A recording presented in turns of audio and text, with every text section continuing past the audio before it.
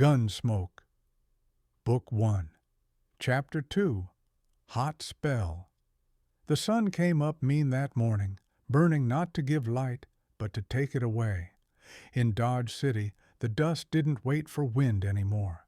It rose on its own, lifted by heat and the restless shuffle of men who'd been too long without rain or mercy.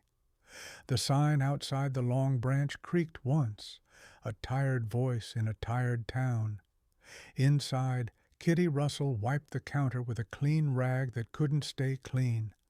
The air was thick enough to chew, and the flies were drunk on it.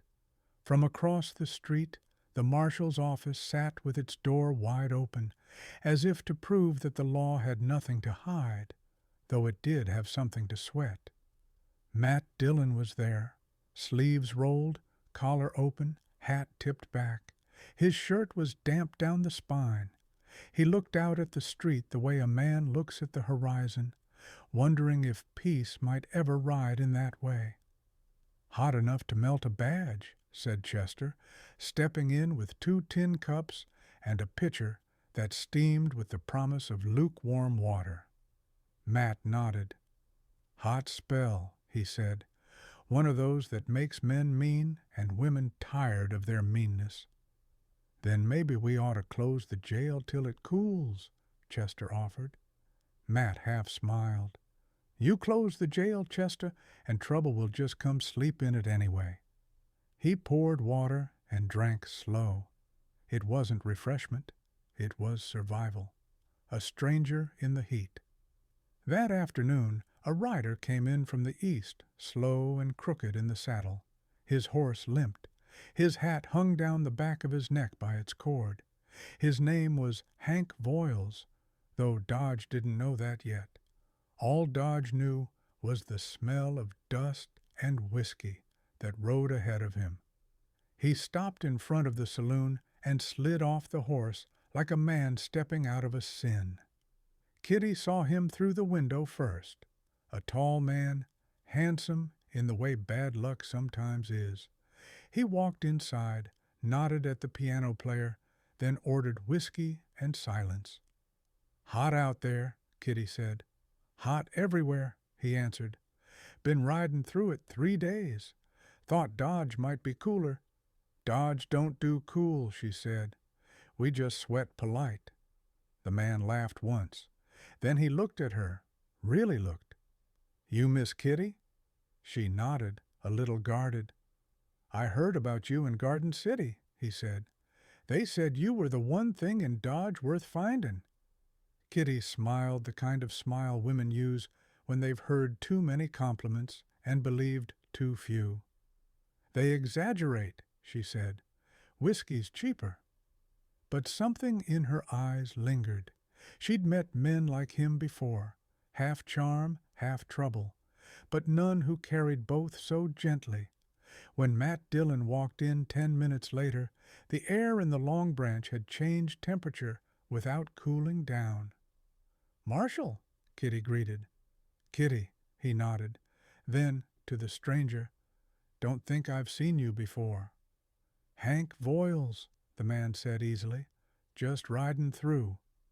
"Through's a good way to keep it," Matt said. Kitty's eyes darted between them, reading what men say without words.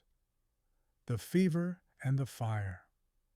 That evening the wind came back, but it brought no comfort, only grit. The sky burned orange, and the town looked dipped in brass. Matt and Doc sat outside the office, sharing what passed for cool air. "Hot spells like this," Doc said, "they boil sense right out of folks. You'll have someone shooting his own shadow by sundown." "Long as he doesn't miss and hit someone else," Matt said. He was right. By sundown, Dodge had started to twitch. 2 trail hands argued over a card game at the Long Branch. One called the other a cheat, and the cheat called him a liar, and both called for their guns before Matt could get there. One man lay bleeding, the other shaking with what was left of anger. Doc patched the loser and cursed the heat. Kitty mopped blood with the same rag she used for spilled whiskey, then threw it away, because no one should have to clean that much heat from a floor. Matt stayed till it was done, then walked Kitty back behind the bar. "You ought to close up," he said. "People get crazy when the sun don't quit." "People get lonely first," she said. "Then crazy's just a way of talking to someone." He looked at her. "You mean him? That cowboy from earlier?" "He's still here," she said, "and still polite."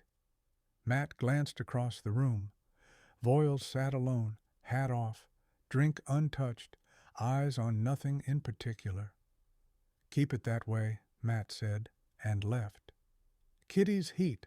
When the marshal's boots were gone from the boardwalk, Voiles came over to the bar again. He spoke quieter this time, like a man trying to find his way out of his own noise. "Miss Kitty," he said, "I've been ridin' a long road. Nothing behind me worth riding back to." "That makes two of us," she said. He smiled. "You and the marshal. That what this is?" She didn't answer right away.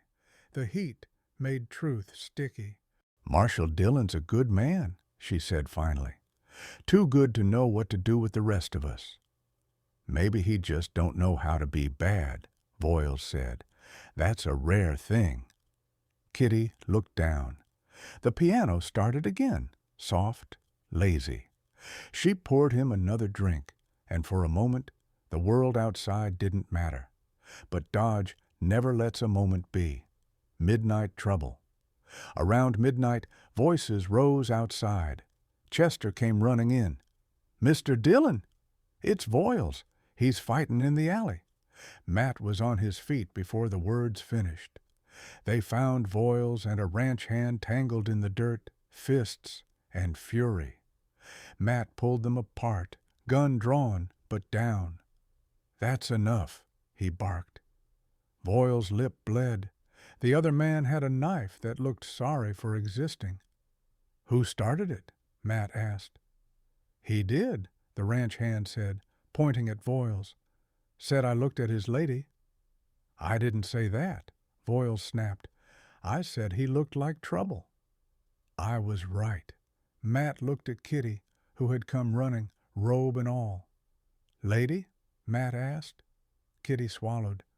"He was just drinking, Matt." "He don't mean harm. Then he should start learning how to show it," Matt said. He turned to Voiles. "I told you Dodge was a town you passed through." "You had your chance." Voiles met his eyes. "You jealous, Marshal?" The air tightened, the kind that comes before thunder or shooting. Matt holstered his Colt slow. "Jealous of a man who picks fights in alleys?" "Number. Just tired." He nodded toward the edge of town.